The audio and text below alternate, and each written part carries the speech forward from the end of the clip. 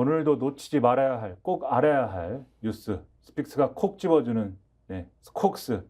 제 앞에는 김성환 시사평론가님 나와 있습니다. 안녕하십니까? 네, 안녕하세요. 자기소개는 왜 안 해요? 저는 김민아입니다. 제가 뭐 중요하겠습니까? 또 김성환이 중요하죠. 우리잖아도 비투적적 내리는 날에 김성환이 중요합니다. 네. 그렇죠. 제가 중요하지. 소중하지. 네, 물론입니다. 중요한 김성환 평론가님과 함께 오늘도 신문을 봐야 되는데 오늘 비가 와가지고 아마 오다가 어디 다른 데 들렸다 제가 왔잖아요. 차가 많이 막혀서 오는 동안에 갑자기 그런 생각이 드는 거예요. 안부를 묻다. 그러니까 우리가 비가 올 때 오늘 아침에 안부를 좀 여쭤보면 어떨까, 구독자분들한테. 그 생각을 문득 했는데, 안부라는 게 과거형이잖아요. 그러니까 지금 괜찮으십니까? 라고 하는 것일 수도 있겠지만, 어제 괜찮으셨어요? 이렇게 물어보는 것일 수도 있겠다. 왜 이런 얘기를 하는지 모르겠지만 하여튼 그런 생각이 문득 들었어요. 김성환의 시사야 느낌이네요. 밤에. 네. 청취자 여러분 안녕하십니까? 김성환의 시사야 진행을 맡은 시사평론가 근데 김성환입니다. 그게 왜 나는 그런 생각하면 왠지 울컥하지? 어제 괜찮으셨어요? 오늘도 괜찮으세요? 앞으로도 우리가 어떻게 살면 좋을까요? 이런 게 나이가 어려서 잘 모르는구나. 아니죠. F와 T의 차이 아닐까요? 아니야. 이게 남성 호르몬이 빠지고 그렇게 점점 빠지면 더 그렇게 되는 것 같아요. 너 내 나이 돼봐라. 그런다니까? 네. 그렇군요. 그러면 10년 전에는 안 그러셨나 보네요. 그땐 좀 덜했던 것 같아요. 나도 김민하 평론가 같았어요. 네. 저도 감성 충만합니다. 비가 오고 하니까 괜히 이제 먹고 싶어지고. 네. 근데 요즘 신문을 봐도 그런 생각을 많이 해요. 근데 진짜 우리가 자꾸 정치 얘기만 하니까 그렇지, 경제로 이렇게 눈을 돌리면 요즘 정치 얘기가 조금 빠지면서 경제 얘기가 많이 들어가기 시작했잖아요. 진짜 힘들구나. 그렇죠. 진짜 힘들겠구나. 오늘 일면을 보셔도 네. 중앙일보 일면을 일단 보여주세요. 네. 모든 신문들 일면에 있는 게 이 서울대 아산병원 교수 주 1회 진료 수술 중단, 이 의대 교수들이 추진한다는 얘기예요. 근데 이거 보고 제일 눈에 쏙 들어왔던 건 뭐냐면 서울대병원이 처음으로 하루 진료 중단한다. 이거예요. 그렇죠. 지금 서울대병원에 입원한 환자들 얼마나 불안하겠어요. 아니면은 다른 서울대병원 예약하는 환자들도 그렇고요. 그렇죠. 그래서 이 얘기를 잠깐 소개를 해드리면은 전국 주요 의대 교수들이 다음 주에 하루 휴진하고 앞으로 주 1회 정기 휴진 여부도 검토하기로 했는데 이게 지금 전국 20여 의대가 참여하고 있는 전국 의대 교수 비상대책위원회, 그러니까 줄여서 전의비 이렇게 언론이 부르기도 하는데 네. 온라인 총회를 열어서 어제 결정한 사안입니다. 그래서 지금 의사들이 주당 70에서 100시간 이상 근무를 하고 있다. 그래서 정신과 육체가 한계에 도달했기 때문에 휴진을 해야 된다. 그런데 날짜는 대학별로 자율적으로 결정을 하겠다. 이렇게 결정을 했다는 겁니다. 그리고 이후에 주 1회 하루 휴진을 계속할 거냐 여부는 병원 상황에 따라서 26일 정기총회 때 상의를 하겠다라고 했고, 그리고 이에 앞서서 서울의대, 울산의대, 교수협의회 비대위 등이 각각 총회를 열고 주 1회 휴진하기로 결정을 했고, 서울의대, 서울대병원 교수들은 이달 30일부터 주 1회 휴진을 하고, 울산의대, 서울아산병원 교수들은 다음 달 3일부터 주 1회 휴진한다라는 소식이 전해졌다라는 건데. 근데 그런 거예요. 이제 보시는 분들도 그렇겠지만 구독자분들도 이게 집단 행동이야 이렇게 생각하실 것 같아요. 첫 인상은 그럴 수밖에 없잖아요. 그러니까 서울대 비대위 측에서도 이게 지금 정부의 항의의 뜻으로 휴진하는 것도 필요하다 이렇게 의사를 전달했다고 하는 건 이 기사 안에도 있는데, 근데 단지 이것만 이유는 아니다. 이 부분이 이제 나와 있어요. 서울대 비대위 측은 전공의 사직으로 인한 의료 공백이 2달 넘게 이어지며 이들 공백을 메우는 교수들의 피로도가 한계에 다다랐다. 이렇게 휴진 결정 이유를 설명했는데요. 서울대병원 한 교수의 말이 굉장히 좀 짠한데요. 당직을 서기 때문에 일주일에 5일 일하기 어렵다. 하루 1시간 자기도 한다. 이렇게 말을 했다고 해요. 그러니까 거의 한계에 다다랐는데 협상의 가능성은 지금 현재 거의 없는 상황이고, 이런 상황에서 결국은 더 강력한, 그러니까 극단적인 방법을 동원할 수밖에 없는 게 현재 의정 갈등의 어떤 핵심이 되는 거구나, 이런 생각을 하게 됐어요. 그렇죠. 그리고 사실 내일이 이제 25일인데 지난번에도 한번 말씀드렸는데 이 교수들이 이제 사직서를 제출할 하기 시작한 지 한 달째 되는 날입니다. 그러면 내일부터 순차적으로 사직서가 효력이 발생한다라는 전망이 있는 것이기 때문에 그래서 이 부분과 관련돼서도 이 환자들의 불안감이 지금 커지고 있다 이런 대목이 있는데 다만 이것과 관련돼서는 정부의 해석은 또 달라요. 일단 정부는 국립대, 사립대 모두 대학 총장이 사직서를 수리하지 않도록 할 방침인데 또 교수 일부는 사직서 수리와 무관하게 병원을 떠나겠다. 너무 힘들다. 이렇게 얘기를 하고 있지만 정부는 실제로 병원을 떠나는 교수는 많지 않을 것이다 라고 보고 있고 또 사직서가 자동으로 효력이 발생하지 않는다라는 게 정부의 입장이라고 합니다. 사직서 상당수가 각 대학 비대위에 모여 있을 뿐 대학이나 병원에 제출되지 않았기 때문이다. 이런 얘기고 실제로 대학, 병원 인사부서에 사직서가 들어간 경우는 전체 한 7% 정도라고 보고 있는데 전국 의대 교수가 1만 5천여 명이거든요. 네. 근데 7%라고 하는 경우는 지금 숫자는 한 1천 명 정도라는 거예요. 근데 그것도 많은 많지. 숫자죠. 그러니까 이것도 상당히 이제 좀 파장이 클 것이기 때문에 빨리 어쨌든 좀 파장을 줄일 수 있는 방법을 찾아야 되고 그리고 뭐 법적인 얘기도 하고 있습니다. 이게 대학본부에 사직서를 제출하더라도 사직 효력이 이 발생하는 민법 조항의 적용을 받지 않는다라는 게 정부 설명 중에 있대요. 그게 대학 총장이 임명한 교수는 민법에 우선해서 국가공무원법, 사립학교법 등을 우선 적용받기 때문에 그래서 임용권자가 사직서 제출한 자의 징계 사유를 확인하고 사유가 있으면 사직을 허용하지 않도록 규정하고 있기 때문에 우선 임용권자가 관련 사항을 확인하는 절차가 있어서 그게 일단 필요하다라고 얘기를 하고 있지만 어쨌든 분쟁 사안 아닙니까? 결국은 이게 그쵸. 이렇든 저렇든지 간에 빨리 갈등을 해결하는 게 필요하다. 그러니까 지금 얘기 들어와도 그렇지만 정부는 사태 뭐 축소하기 바쁘고 별로 뭐 이렇게 크게 아주 극단적으로 안 갈 거다. 자꾸 이렇게만 얘기하는데 실제로 의료 현장은 그렇지 않은 것 그렇죠. 같고. 그리고 무조건 강행 방침이에요. 지금은 2,000명 증원이나 이런 거에 대해서 지금 어쨌든 국공립대 중심으로 정원을 우리는 최대 반만 받을 수 있게 해주세요라고 한 거에 사립대가 대해서는 동참했을 때 얘기고. 그렇죠. 오케이라고 해주긴 했지만 거기에 대해서 오케이라고 해주긴 했지만 그게 크지 않은 거잖아요. 지금 상황에서는. 그렇죠. 네. 그러니까 이 정도 해줬는데도 계속 말 안 들어? 우리는 그럼 계속 갈 거야라는 게 어제 입장이거든요. 그래서 이거 빨리 풀어야 되는데 이런 사안이 하나가 있는데 그래서 모든 신문이 사실 일면에 이 얘기를 했습니다. 근데 보수 언론은 또 여기에 더불어서 이제 하나를 더 얘기한 게 다시 중앙일보 일면 보여주시면 맞아요. 어제 야당이 이제 이 민주당이 옆에 보시면 이제 동의대 난민정 관련자도 유공자길 열린다 이렇게 하나 올린 게 있잖아요. 중앙일보의 경우에. 네. 동아일보 일면도 보여주십시오. 동아일보 일면도 보여주시면은 옆에 보면은 이제 가맹사업법, 민주유공자법, 본회의 글씨가 이제 희미해서 잘 안 보이는데 직회부 또 폭주 이렇게 써놨어요. 비판적으로 쓴 거죠. 물론 이제 옆에는 이제 전국 의대 19곳 교수들 다음 주 하루 휴진. 그러니까 이거 크게 두 개를 가지고 일면을 쓴 거고. 예. 근데 이게 중앙일보, 동아일보 그리고 조선일보도 사실은 뭐 이 두 가지가 올라 있는데 예. 경향신문 보여주세요. 경향신문 일면 보시면 가장 큰 뉴스는 의대 교수들의 주일의 휴진이라고 보지만 사실 야당이 뭐 이렇게 뭐 폭주한다 이런 기사는 없거든요. 이거는 한겨레도 그렇고 그렇습니다. 맞아요. 그래서 진보적인 논조의 신문들이 없는 얘기가 보수 언론들에는 일면에 지금 있다. 야당이 폭주한다 이런 얘기가. 뭐 뒤에 또 얘기를 하겠지만 그 얘기는 간단하게 제가 소개를 해드리는 게 맞을 것 같아요. 어제 국회 정무위가 전체회의를 열어서 여당이 불참은 가운데 민주유공자법과 가맹사업법 개정안을 국회 본회의에 곧바로 부의하는 절차를 밟았습니다. 지금 야당 15명이 전원 찬성했다고 하는 건데요. 아마 민주유공자법은 다 아실 거예요. 많은 분들이. 그 유공자 가운데 지금 이제 유공자에 해당하지 않는, 그러니까 그러니까 5.18 민주화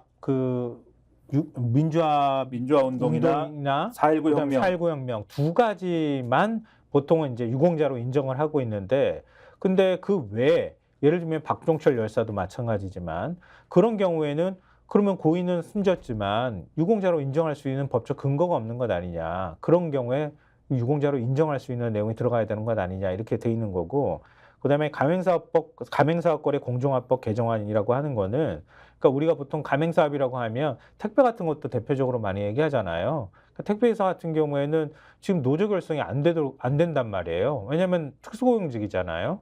이런 경우에 노조도 결성할 수 있고 단체 행동, 그 단체 협상, 단체 행동도 가능할 수 있도록 길을 열어두자. 일종의 갑질을 막는 효과를 내는 것 아니냐. 이런 내용을 포함하고 있는 건데 보도신문에서는 두 개 모두 안 된다 이렇게 지금 얘기를 하고 있는 거잖아요. 폭주다 이렇게 얘기하고 있는데 예.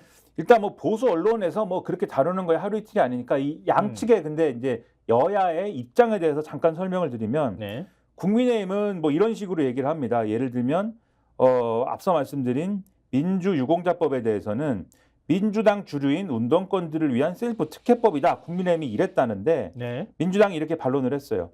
이 내용은 민주화 운동 과정에서 생긴 부상이나 질병 등으로 고통받는 이들을 위한 최소한의 인도적 차원에서 지원하는 내용만 담고 있다.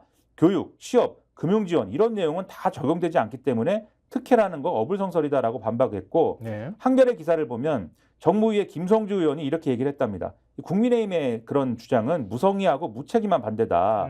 일단 민주화운동 관련자 명예회복 및 보상심의위원회에서 국가폭력 피해를 인정받은 829명을 대상으로 유공자 등록 신청을 받고 국가보훈처 보훈심사위에서 심의 의결을 거쳐서 최종 결정을 하고 그리고 나서 이 과정에서 국가보안법이나 형법 등을 위반한 사람은 지원 대상에서 제외하도록 했다. 그러니까 보도신문에서 거론하는 게 난민전하고 그다음에 동의대 사태 두 개를 지금 걸고 넘어가는 거예요. 그렇죠. 그러고 있죠 지금. 네. 그런데 어쨌든 여러분이 그 중에서도 우려할 만한 여러분이 우려하는 거는 다 이런 과정에서 제외될 거 아니냐. 그리고 소위 뭐 셀프 특혜 그런 내용도 아니다. 그렇게 이제 걸러진 과정의 끝에 나온 결과도 민주당은 이제 이렇게 얘기하고 있는 거고.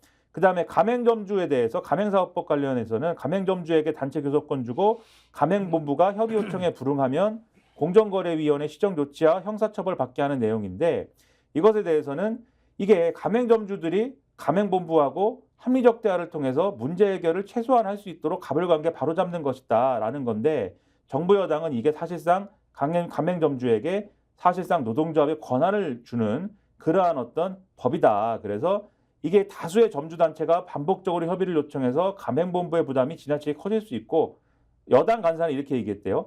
30명 이상 가입하면 단체 등록이 가능하게 될 경우에 가맹점수가 1만 개인 편의점은 300개 단체가 난립하게 된다. 그러면 어떻게 기업을 경영하느냐 이렇게 얘기를 하고 있는데 민주당은 지금 경기 침체와 물가 상승으로 안 그래도 힘든 가맹점주들이 생존권을 위협받고 있는 상황에 그렇게 얘기하는 게 말이 되느냐 이렇게 반발하고 있다. 이런 얘기입니다. 그래서 이런 상황에서 이 법안들은 갑자기 하늘에서 떨어진 게 아니라 지난해 12월에 정무위를 통과해서 법사위에 쭉 계류 중인 상황에 있었습니다. 네. 그런 상황이었는데 논의가 진행이 안 됐기 때문에 이 상황까지 온 것이다. 네, 논의가 진행 안 됐다는 건 그 거짓말이고요. 그동안에 이게 얼마나 논란이 많았던 거예요. 여당이 제가 논의가 진행이 안 됐다라고 하는 거는 아니고 그 신문사 그러니까. 국회에서 절차가 진행이 안 됐다. 네. 그러니까 여당에서 거부하니까 그렇죠. 우리 싫어. 우리 협상 안 할 거야. 이 얘기를 왜 드리냐면 수기가 필요한데 수기를 왜 안 하나요라고 국민의힘 쪽에서 얘기를 하기 때문에 그래서 말씀드렸다. 그러니까 문재인 정부 때도 그렇게 똑같이 얘기했고요. 이게 지금 민주화 유공자법 이게 언제적 얘기예요. 그동안에 수기는 수기 하고도 남았어. 그래서 수기를 왜 안 합니까라고 얘기할 때 국민의힘이 돌려줄 수 있는 논리는 수기를 하시지 그랬어요. 그러니까 지난해 12월부터 이게 있었는데 그래. 요 얘기를 하시라. 협상 안 하고 거부했잖아. 그래서 우리 무조건 싫다 그랬잖아. 요 두 개의 이제 이슈가 오늘 일면에 보였다라는 걸 잠시 말씀드리고 네. 이 얘기를 굳이 말씀드린 이유가 있습니다. 영수회담을 해야 되는데 어제 영수회담과 관련돼 가지고 뭔가 이 민주당하고 대통령실하고 협의를 했는데 잘 안 된 것 같아요. 협의가. 그래서 의제하고 또 그러니까 테이블에 일단 뭘 올려놓을 건지 그리고 어느 정도까지 절충할 건지를 일종의 영수회담 전에 미리 사전 조율이 어느 정도 된 상태에서 단판을 짓든 뭐든 해야 되는 거 아니겠어요? 그렇죠. 이 의제가 합의되면 일정을 얘기해야 되는데 언제 만나는 거냐. 사실 언론에서는 25일 내일을 사실 유력하게 받고 했는데 그럼 의제가 확정이 돼야 되는데 어제는 의제 쭉 얘기하다가 일정에 대해서는 얘기하지도 않고 끝났다는 거예요. 네. 그래서 어떤 상황일까? 이것이 궁금한데 동아일보 오면 보여주십시오. 동아일보 오면은 대통령실 25만 원 선별 지원 논의 여지, 야, 액수, 명칭 조정 가능 이렇게 돼 있어요. 네. 이 제목만 보면은 이 가장 큰 쟁점이 될 것 같았던 민생회복지원금 얘기는 그래도 어느 정도 절충 여지가 있네. 이런 느낌이 좀 드네요. 어쨌든 네. 요거는 일단 요 얘기는 이렇게 인용돼 있어요. 이 대통령실 고위 관계자가 이렇게 얘기했대요. 민생회복지원금을 그대로 수용하기는 어렵다. 다만 선별 지원 가능성 및 금액을 두고 논의해볼 여지는 있다. 이렇게 얘기했다는 거고, 민주당 핵심 관계자는 민생회복지원금의 지급 액수나 범위, 명칭은 협의를 통해 조정할 수 있다. 이렇게 얘기를 했다는데 네. 이게 어제 이 영수회담을 위한 첫 2+2 회동, 그러니까 대통령실에서는 새롭게 정무수석이 된 홍철호 정무수석하고 차순호 정무비서관이 나왔고 민주당에서는 천준호 이재명 대표 비서실장하고 권혁기 정무기획실장이 나와서 2+2 회동에서 어느 정도 이런 얘기를 했다라는 게 이런 내용입니다. 그래서 만약에 민생회복지원금의 지원 대상과 금액을 조정하면 합의에 이를 수도 있다는 취지다. 이게 대통령실 내부의 분위기다라는 게 동아일보의 보도예요, 지금. 네, 최상병 특검법과 관련해서는 이거는 서로 간의 이해관계가 좀 너무 달라가지고 이건 좀 난제가 될 것이다. 이걸 또 전하고 있잖아요. 그렇죠. 예를 들면 지금 실무회동에서 최상병 특검법 의제로 삼겠다라고 민주당 측에서 지금 밝혔다고 하는 건데요. 그런데 지금 대통령실은 최상병 특검법에 대해서 즉답을 피하는 분위기라고 합니다. 대통령실 관계자는 아직 영수회담 의제에 대한 논의가 제대로 진행되지 않았기 때문에 시간이 필요하다 이렇게 얘기를 하고 있다고 하는데요. 이거는 아마 거부할 가능성도 있어 보여요, 보니까.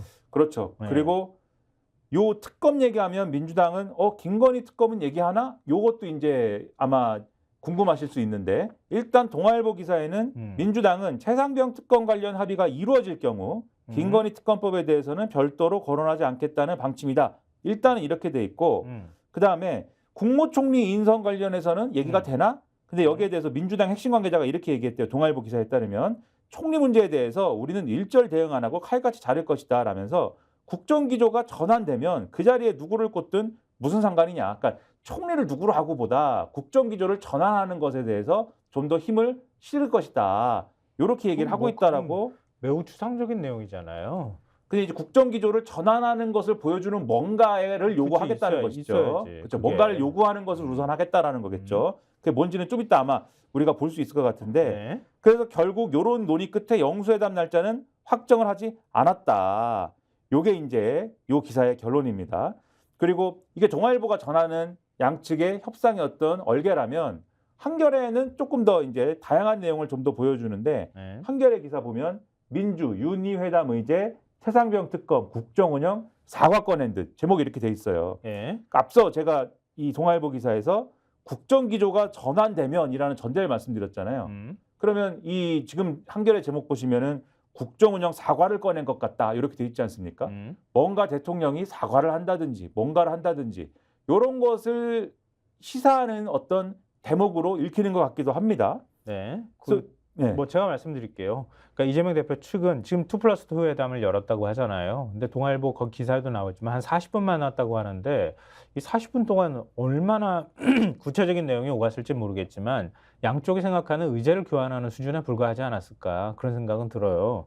근데 이재명 대표 쪽에서는 윤 대통령에게 민생회복지원금 13조 원 추경 편성, 해병대 최상병 순직 사건 그 특검 수용, 그리고 지난 2년간 국정 운영에 대한 사과, 거부권 행사 자제 등 다양한 요구를 할 방침으로 알려졌다. 이렇게 얘기를 하고 있고요. 민주당 관계자는 포괄적으로 논의하고 있다. 그동안 이 대표가 공개적으로 밝혀온 요구사항들을 두루 담길 것임을 내비쳤다. 이렇게 얘기를 하고 있습니다. 근데 대통령실은 그러니까 이 회담을 염두에 두고 25일 내일 일정은 비워둔 것으로 지금 알려졌다고 하는데 대통령실 관계자는 가능한 빠른 시간 안에 만나는 것을 원칙으로 하고 있다고 말했다. 이렇게 한겨레 신문은 전하고 있고요.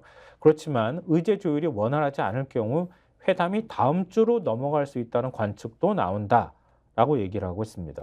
그렇죠. 그래서 한겨레 신문은 이게 분명히 뭐 의제에 대해서는 막 얘기를 했다고 하는데 네. 일정 얘기가 없다라는 거는 의제를 확정하지 못해 일정 논의까지 나아가지 못한 것 아니냐는 관측이 나온다. 이렇게 해석을 하거든요. 뭐 그렇겠죠, 당연히. 의제가 확정이 안 됐으니까 일정이 확정이 안 된 거 아니냐. 그러니까 아까 동아일보에도 대통령실 고위 관계자가 40분 동안 간단히 만났으며 영수회담 날짜가 잡힌 수준은 아직 아니다. 이렇게 얘기를 했다는 거잖아요. 그렇죠. 그러니까 의제가 확정되지 않아서 의제 이견이 있어서 날짜가 확정이 안 된 거다. 근데 의제 이견이 있는 부분은 25만 원 민생지원금 부분은 아니다. 왜냐하면 그건 양측이 다 협상 여지가 어느 정도 있어서. 조율할. 그렇죠. 그러니까 금액이나 아니면 지급 대상이나 그리고 또 명칭이나 지금 민주당 명칭을 그대로 사용하면 또 대통령실 입장에서는 좀 자존심 상할 수 있잖아요. 보수 그렇죠. 진영에서 반발할 수 있으니까 명칭을 바꾸는 정도에서 어느 정도 절충이 가능하나 차상면 특검법은 이거는 안 받을 가능성이 현재로서는 있는 것 같고 대통령의 사과 더 안 받겠지? 화가 나겠죠 대통령이 막. 네. 사과하라고? 뭐 이렇게. 과연 너 이렇게 할 수도 있고 네. 거기까지도 못 나갔다는 거 아니야 지금? 이거 이번 주 해당 안 되겠는데? 그런 행간으로 읽히고 그러면 다음 주까지 가나? 다음 주에 해야 되나? 요게 이제 한겨레 기사 내용이잖아요. 이번 주 25일 날 안 되면 다음 주까지 가는 건가? 이렇게 나오는데 조선일보 6면 보여주세요. 네. 야 25만 원 특검 강경기류 영수회담의 먹구름 이렇게 돼 있습니다. 네. 그러니까 조선일보는 완전 이제 이 대통령실 입장에서 보니까 제목이 강경기류 이렇게 나오는 거거든요. 근데 뭐 강경기류라고 쓰는 거는 우리의 예상범주 아니잖아요. 그렇죠? 예상범주 내에 있는 거잖아요. 근데 여기서 좀 주목하는 거는 먹구름이라는 거는 다음 주에 돼도 되는 거면은 굳이 먹구름이라는 얘기까지는 안 쓸 것 같은데 네. 먹구름이라는 얘기를 쓸 때는 이거 안 될 수도 있는데 요런 기분이 들 때 주로 먹구름이라는 얘기 쓰지 않습니까? 네. 그래서 이 기사에 보면은 이렇게 돼 있어요. 양측의 이견이 노출되면서 다음 실무 협의 일정조차 잡지 못했다. 민주당은 이태원 참사 특별법 등 야권이 추진한 각종 법안에 대해 윤 대통령이 제2요구권을 행사한 데 대한 사과와 해병대 최상병 특검법 수용 등도 요구한 것으로 알려졌다. 일각에서는 자칫 회담 자체가 무산될 수 있다는 관측도 나온다. 이렇게 돼 있고 그다음에 이 민주당이 25만 원 민생회복지원금을 회담 의제에 포함한다고 하는데 윤 대통령은 의제에 제한을 두지 않겠다고 했지만 여권을 중심으로 반대 목소리가 커지고 있다. 기사에 이렇게 넣어놨고 최상병 특검법 수용과 거부권 정치에 대한 사과 등 이런 요구사안에 대해서 대통령실이 수용하기 부담스럽다. 이렇게 표현해 놓은 다음에 뭐라고 나오냐면 윤 대통령은 최근 참모들에게 이재명 대표 휴대폰 번호를 저장해뒀다. 필요하다면 언제든 전화해 함께 국정을 논의할 생각이라며 앞으로 야당 의원과 식사도 하고 싶다고 했다고 한다. 대통령실 관계자는 야당과 공식 대화 창구를 열고 추후 정기적인 소통 채널을 확보하는 것만 해도 큰 수확이 될 것이다 라고 했다. 이렇게 돼 있습니다. 그러니까 요거 행간은 뭐예요? 그러면은 영수회담이 좀 늦어지더라도 아니면은 못 열릴 가능성도 있는데 그러면은 어쨌든 휴대전화 번호 내가 알고 있으니까 뭐 다른 루트로 영수회담 굳이 안 해도 그냥 얼마든지 얘기할 수 있어. 그리고 야당 의원들 그동안에 한 번도 안 만났는데 만나가지고 내가 좀 직접 얘기해 볼게. 이재명 패싱이네? 그럴 수도 있고 지금 그래서 근데 이걸 영수회담이 지금 윤석열 대통령한테도 필요한 거잖아요. 사실 정치적으로. 더 필요한 거지 이재명 대표보다. 그렇죠. 필요한 거지 않습니까? 네. 그래서 영수회담이 무산될 경우에 윤석열 대통령이 이 의제 협의를 하다가 아이씨 나 안 해. 이러고 걷어찼다. 그런 모양새다.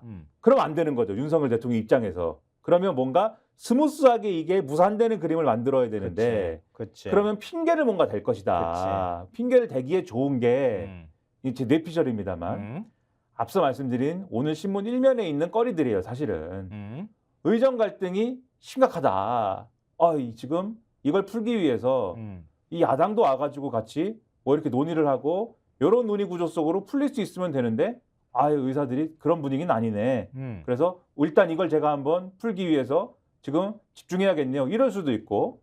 그건 명분이 안 돼. 왜냐하면 의사들이 그 특정 뭐 부분에 대해서 민주당의 특정 부분에 대해서 지금 뭐 시비를 또 걸고 있어요. 그래서 아무튼 핑계를 만들자면 뭐 그런 물론 말이 안 된다고 반응할 수 있지만 그리고 그러니까 이렇게 거꾸로 얘기하면 아까 우리 입법 독주 얘기했잖아요. 셀프 뭐 특혜법이니 뭐 이런 얘기를 하고 있잖아요. 민주당이 저렇게 국회에서 막 통과시켜가지고 넘기고 있는 상황인데 이게 대화가 무슨 의미가 있느냐? 이걸 국민의힘에서 계속 분위기나 바람을 잡아주는 거지. 그렇죠. 그 부분도 그래서 앞서 말씀드린 의정 갈등이 핑계 1이 될 수가 있고 그다음에 지금 민주당이 밀어붙이네요라고 하는 거에 대해서 국민의힘이 반발이 너무 크다. 핑계 2가 될 수 있다. 그래서 지금 기사에 나왔잖아요. 국민의힘에서 25만 원 그거 안 돼. 너무 안 되는데 그래서 요즘 안철수는 왜 그런지 몰라. 그렇죠. 원래 그런가? 원래 그런 사람 기대를 안 해야 되는데. 예. 그래서 대통령실에서 우리는 전화번호도 있고 야당 의원들하고 밥도 먹고 싶고 너무 대화를 하고 싶은데 여당에서 그러면은 조금 한 템포 늦춰가지고 합시다. 그렇죠. 이렇게 한 다음에 조금 기억에서 흐물흐물 없어질 때쯤 되면 이제 없던 일이 되는 거지 뭐. 그렇죠. 가끔 전화했다고 하고 누군가한테 했다고 하고 아. 요럴 수도 있다. 조선일보 기사를 보니까 요럴 가능성도 있겠다. 아직은 가능성이지만 지난주에 제가 금요일 날 예견했어요.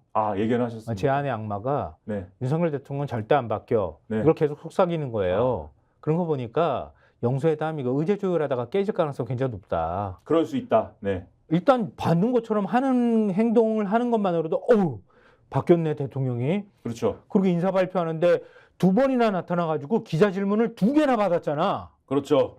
이야 바뀌었구나. 야, 0.02개도 아니고 0.2개도 아니고 2개나 받았습니다. 막 네. 감흡해가지고 막 와 대통령이 질문을 1년 5개월 만에 받으셨네. 네. 바뀌셨네. 이렇게 국민들이 생각하는 것만으로도 그런 인식을 갖는 것만으로도 대통령실은 엄청나게 큰 소득을 얻었다. 그래서 오늘 느낌이 보수 언론이 좀 바람 잡나? 약간 그런 바람 느낌이 잡는 거지 사실. 들었어요. 중앙일보 3면 보여주세요. 중앙일보 5면 보여주세요. 5면. 중앙일보 5면 보여주시면 똑같아요. 윤 대통령 이재명 폰번호 조작했다. 언제든 국정 논의할 것. 똑같은 얘기 쓴 거고 이건 굳이 뭐 기사 내용까지 설명 안 드리겠습니다. 방금 조선일보 기사로 어떤 내용인지 설명드렸으니까. 그러니까 우리가 그 아까 행간이 굉장히 중요하다고 말씀드리니까 그거잖아요. 이재명 대표 만나고 난 다음에 저런 얘기 흘려도 된단 말이야. 그렇죠. 대통령실에서. 그렇죠. 딱 만나고 난 다음에 오늘 만나면 좋았어요. 이제 전화번호 딱 저장했으니까 앞으로 계속 통화합시다. 얼마나 모양이 좋아. 그렇죠. 그 예전에 문재인 대통령이 뭐 김정은 만나고 뭐 이렇게 할 때도 그랬잖아요. 직통 라인 우리가 만들었으니까 한 라인 만들어고. 전화기만 딱 들면 바로 그냥 전화 받고 그럴 수 있다고 했잖아요. 네, 정은이 이 녀석이 안 받더라고요. 그러니까 이 녀석이. 그건 나중에. 제 친구 정은이가. 네. 그래. 뭐 나이가 비슷해요. 네. 그렇구나. 하여튼 그렇게 했는데 냉면 한번 먹어야 되는데. 그러면 아주 그림도 멋지게 나오는데 근데 그 미리 다 이걸 흘려버리면 실무 협상은 판판이 깨지고 있는데 폰번호 있으니까 괜찮아. 그리고 중앙일보 3면 보여주세요. 이재명 대표가 그 번호가 뭔지를 몰라. 그래서 안 받아. 중앙일보 3번 보여주시면은 역대 비서실장들이 나와가지고 비서실장 및 청와대 근무했던 수석 뭐 이런 분들이 나와서 왜냐하면 맨 끝에 김재원 전 정무석이 있으니까 공천도 안 되고 뭐 힘들었는데 첫 영수회담 성과 집착 안 돼. 민생 의료부터 풀어가야 이렇게 돼 있지 않습니까? 네. 성과 크지 않을 수 있어. 잘 안 될 수 있어. 이런 얘기하면서 뭐라고 하느냐. 점령군처럼 굴면 안 돼. 뭐 이런 얘기합니다. 네. 대통령실이 점령군처럼 굴겠습니까? 야당한테 하는 얘기잖아요. 그래서 너무 강한 요구하지 마. 뭐 이런 얘기 막 하면서 바람 잡는 측면이 있는데 근데 강한 요구를 안 할 수 있는 상황이냐 지금. 여기서 강한 요구라고 하는 게 앞서 좀 그 협상의 얼개를 좀 말씀드리지 않았습니까? 김건희 특검 받아주십시오라고 지금 얘기를 당장 민주당이 면전에서 안 하겠다잖아요. 최상병 특검 받으면 절제하겠다는 거예요. 네. 민주당도 그 정도 매너는 가겠다는 거잖아요. 그러면 일단 최상병 특검부터 그 정도는 수용해 달라고 할 수 있어야죠. 그리고 거기에 대해서는 얘기를 할 수 있어야죠. 왜냐 지금 상황이 최상병 특검 얘기를 안 할 수 있는 상황이 아니지 않습니까? 한겨레 갑시다. 한겨레 8면 보여주세요. 한겨레 8면 보면은 계속 연일 나오고 있지 않습니까? 어제도 말씀드리려다가 시간이 없어서. 그러니까 그거 말씀드렸어야 되는데 이 기사 보고 뒤늦게 후회했다는 거 아니에요. 최상병 기록 회수 누가 지시했나? 의혹 중심에선 대통령실. 제목이 이런 내용인데. 네. 해병대 수사단이 경북경찰청에 최상군 사건 기록을 넘긴 지난해 8월 2일 낮 12시 40분께 국가수사본부 관계자가 경북청 간부에게 유재현 국방부 법무관리관의 전화번호를 전달하며 국방부에서 사건 기록 회수를 원한다는 취지의 말을 전했다고 합니다. 문제는 이런 연락 이전에 해당 국수본 관계자와 대통령실 공직기관 비서관실 행정관의 통화가 있었다는 점이라고 하는 겁니다. 그러니까 문화일보 보도를 어제 인용해가지고 저희가 말씀드리려고 했는데 MBC가 사건 기록 회수 당일 이시원 대통령실 공직기관 비서관이 유 관리관과 통화한 내역을 공수처가 확보했다는 사실을 보도를 한 바가 있습니다. 차장관 사건 기록 회수 과정에도 대통령실이 개입한 정황이 드러나고 있다고 하는 거예요. 그러니까 이번 사건 의혹의 뼈대는 해병대 수사단이 최상병 순직과 관련해 임성근 당시 해병대 1사단장의 책임을 물으려고 하자 윤석열 대통령이 경로해 국방부 쪽이 임 전 사단장을 혐의자에서 제외하고 사건의 경찰 이첩을 보류하라고 지시했다는 내용인데 여기에 더해 차상병 사건 기록 회수 과정에도 공직기강 비서관실이 관여한 정황이 나오면서 대통령실의 사건 개입 의혹은 더 커지고 있다. 이렇게 얘기를 하고 있다고 하는 거예요. 그렇죠. 그리고 이게 지난 한겨레 보도, 지난번에 한번 설명해드린 이게 당시에 국방부 검찰단이 경북경찰청에 가서 이 사건 기록을 회수를 할 때 별 근거도 없이 회수를 할 때 이종섭 장관이 지시를 했나요?에 대해서 최근에 이종섭 장관 측에서 난 그때 밖에 나가 있어서 우즈베키스탄이니까 밖에 나가 있어서 몰랐고 그거를 돌아오고 나서야 알았습니다.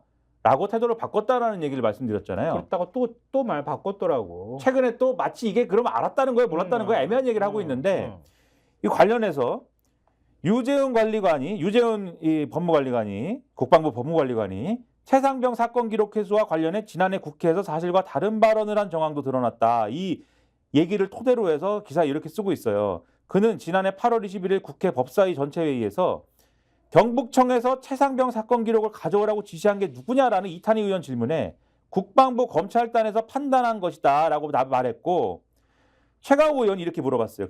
그러니까 경찰청에서 서류를 가져오라고 장관이 지시한 거냐라고 물어봤는데 유재훈 관리관이 그렇습니다. 장관이 지시를 했고 항명죄 증거 서류로서 가져온 거다라고 답을 했다라고 했는데 하지만 이는 실제 회수 당시 상황과 다르다. 경북청의 사건 회수 의사를 처음 밝힌 국방부 관계자가 바로 유재훈 관리관이다. 장관이 시킨 게 아니라 유재훈 관리관 본인이 그거 가져와야 돼라고 시킨 사람이고 그리고 지난해 8월 2일 오후 1시 50분에 경부청 간부에게 전화해서 사건 기록을 회수하겠다라는 의사를 밝혔고 국방부 검찰단이 아니라 자신이 회수를 주도한 것임이 이 기록에서 드러난다.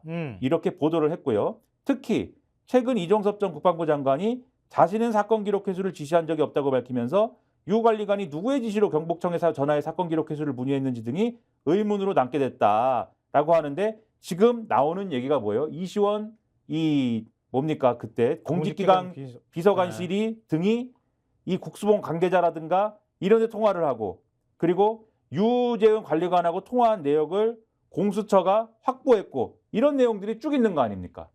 그러면 의심되는 거죠, 이게 다. 아니, 그러니까 이렇게 되는 거예요. 정리하면 이종섭 장관이 7월 말인가요? 7월 30일인가요? 갑자기 자기가 사인한 거 뒤집어 엎어버려요. 근데 그때 대통령실에서 계속 전화가 가. 그렇죠. 그 전화번호 추적하니까 나왔잖아, 그거는. 그렇게 왔고. 그 다음에 하여튼 사인을 뒤집었어. 그러니까 나는 이거 번복했어. 그리고 난 다음에 수사기록 이첩한 거 빨리 갖고 와. 회수해.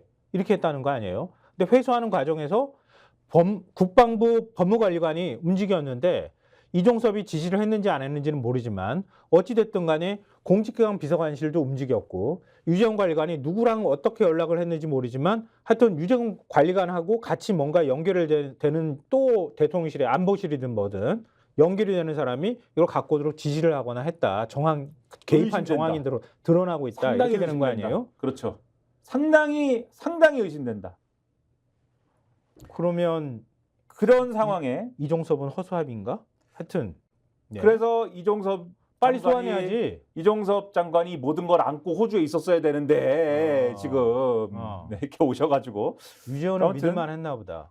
아무튼 어쨌든 이런 상황에 한국일보 6면 보여주세요. 한국일보 6면 보시면 이제 공수처가 수사를 해야죠. 포렌식 마친 공수처 조만간 이종섭 소환 이렇게 돼 있는데 당장 이종섭 전 장관을 당장 소환할 수는 없을 것이고 유재훈 법무관리관이나 이런 부분부터 소환을 쭉 해 나가면서 결국은 이종섭 전 장관까지 소환해 가지 않겠습니까? 그래야 되겠는데 그런데 소환하면은 다 되는 거냐?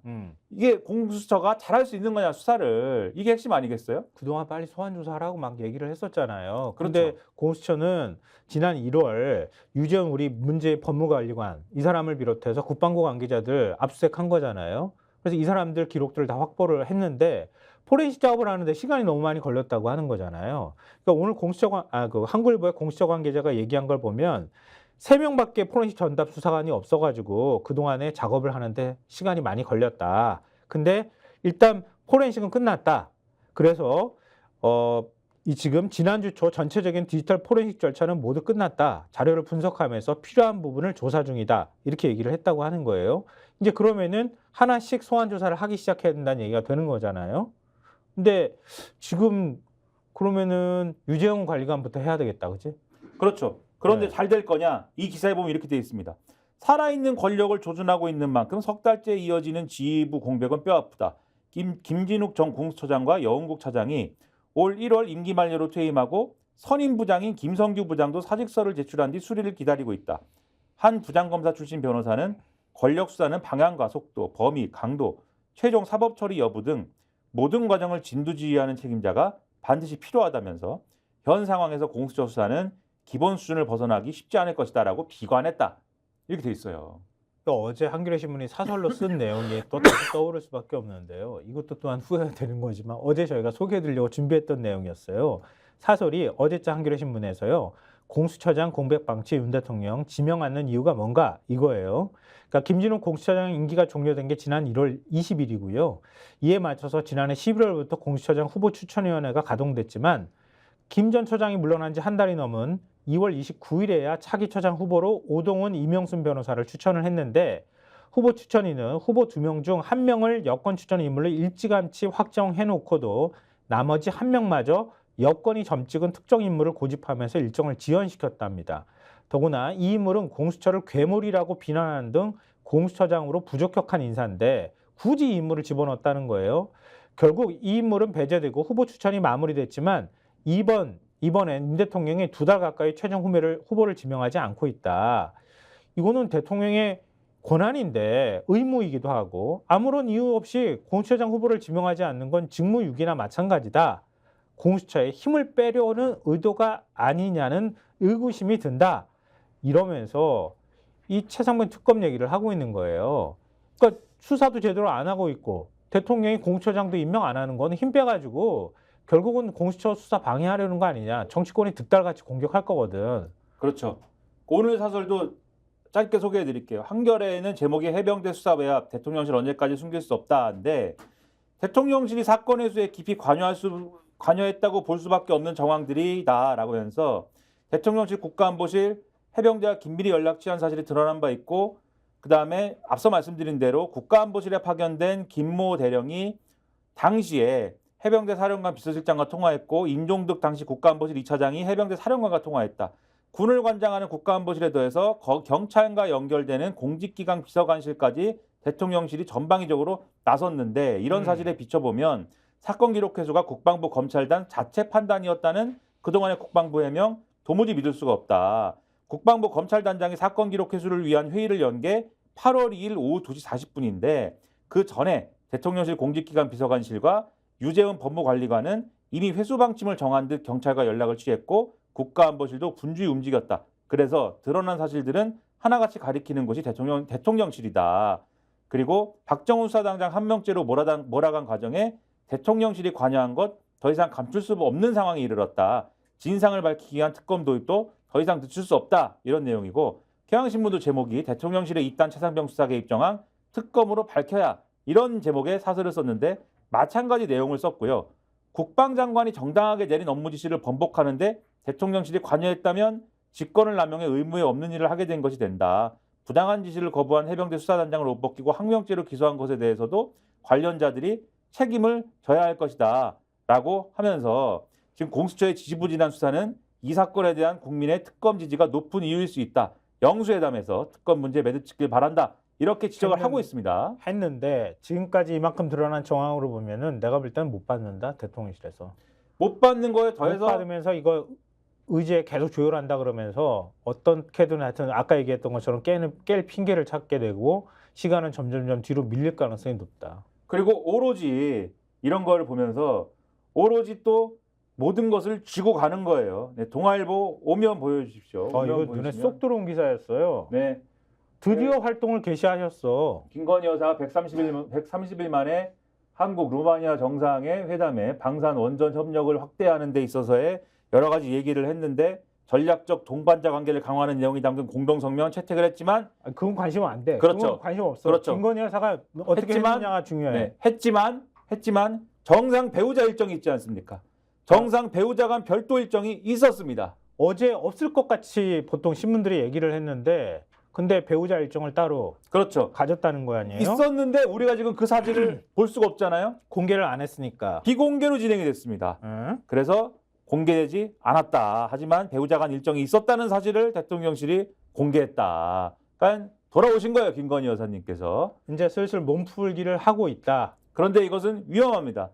한겨레의 이 칼럼을 보여주십시오. 네. 제목 윤석열과 박근혜 그 불길한 도돌이표 이런 내용이에요. 이게 길기 때문에 긴데 시간이 없어서 다 설명 못 드리고 네. 핵심만 말씀드릴게요.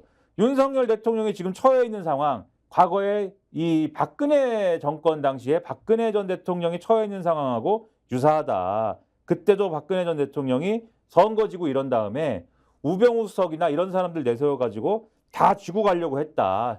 최순실 문제나 이런 것들 다 감추고 은폐하고 우병우로 다 수사기관 이런 거 장악해가지고 쥐고 가려고 하다가 결국은 어떻게 되느냐, 국정농단으로 다 이게 무너진 것이다. 윤석열 대통령 그렇게 하지 말아야 되는데 지금 어떻게 하고 있느냐, 다 누르고 가고 있는 거 아니냐, 수사기관의 문제든지 간에 뭐든지 간에. 과연 이게 되겠느냐. 지금 야당이 김건희 여사 문제에 더해서 지금 총선 참패 뒤에 흘러나온 박영선 총리설 이런 것들 때문에 김 여사의 국정 개입 의혹 더 커진 상황 아니냐. 여기에 최상병 특검까지 양수겸장이 머지않았다. 끝이 이렇게 끝나요. 유는 박의 전철을 피해갈 수 있을까? 이 정치라고 하는 것은 그래서 항상 자기 편에 적이 있다는 걸 알아야 돼. 김 여사가 이른바 7시간 녹취록에서 했다는 말이다. 이 칼럼이 이렇게 끝납니다. 이 칼럼에서 이렇게 끝나는데 이것에 대해서 어떻게 생각하시는지 모르지만 동아일보 아까 그러면 다시 한번 지금 보여주세요. 시간이 괜찮아요? 아니 없죠. 그래서 동아일보 없으니까. 다시 한번 보여주세요. 여기까지 얘기하고 이제 끝내려고요. 동아일보 다시 한번 보여주세요. 자, 왼쪽 하단에 보시면 법률수석의 박찬호 전 검사장 등 검토. 네, 이게 뭡니까? 이것도 윤 대통령이 검찰에 있을 때 공공수사부장인가 뭐 했던 사람이에요. 그렇죠. 아주 윤석열 사단인 그렇죠. 거지. 아주 신뢰하는 사람을 법률석에 앉혀서 마치 우병우 시즌2처럼 가는 거 아니냐 의심 들게 하고 여당도 장악하고 가는 거잖아요. 동아일보 6면. 네. 어제 원내대표 후보군을 저희가 말씀을 드렸는데요. 아주 뭐 확실하게 이건 그냥 답정너다. 네, 동아일보 6면 네. 없나요? 네. 없어요. 반성은 없이 친윤 원내대표 답정이 이렇게 네. 했어요. 답정이 뭐가 답정입니까? 답정이가 뭐죠? 이철규 의원 말고는 없다. 그렇죠. 답은 정해져 있다. 이철규. 네. 이철규 벌써 자기가 영입한 인사들하고 밥 먹고 다니고 그러고 있더라. 네. 이미 다 뭐 작업 끝났다. 원내대표 아무리 뭐 누구 거론해도 그냥 찐윤 그렇죠. 찐윤 이철규 의원이 그냥 원내대표로 갈 거다. 이게 무슨 사인이겠느냐? 여당은 대통령이 쥐고 가는 거고 왜 이렇게 불안할까? 한동훈 비대위원장이 밥을 먹고 다녀서 그런가요? 불안할 수도 있지. 네. 중앙일보 4, 5면 그냥 한번 보고 끝냅시다. 4, 5면 보면은 윤통령 오찬 거절한 한동훈 지난주 비대위원들과 만찬.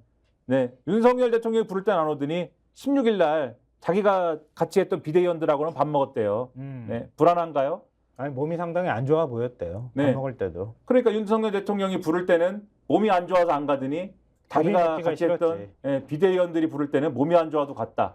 불안한가요, 윤석열 대통령? 그런데 불안할 때 그렇게 불안하더라도 뭘 쥐고 가고 뭘 막고 영수회담 나한테 불리한 거 안 받고 그게 아니라 오히려 영수회담 하시고 다 수용하시고 민생을 챙기고 이렇게 해야 국민 신뢰를 다시 얻을 수 있는 것이다. 그렇게 말씀드리려고 굳이 이거 시간이 없는데 다 봤습니다. 제 안에 악마가 다시 얘기하고 있어요. 그봐, 그럴 줄 알았어. 이렇게 얘기를 하고 있네요. 그럼에도 마지막 신락 같은 희망을 한 가닥 굳이 억지로 가져오면서 네. 아니, 전 착한 사람이거든요. 네. 그래서 저도 여지 네. 기대는 하고 있어요. 얼굴에 희망이 있습니다. 알겠습니다. 오늘 여기까지 하겠습니다. 네. 네. 저는 김민아였습니다. 저 김성환이었습니다. 너무 제가 홍보를 정치권색. 예. 다시 제가 말씀드리죠. 예. 구독, 좋아요, 사랑입니다. 예.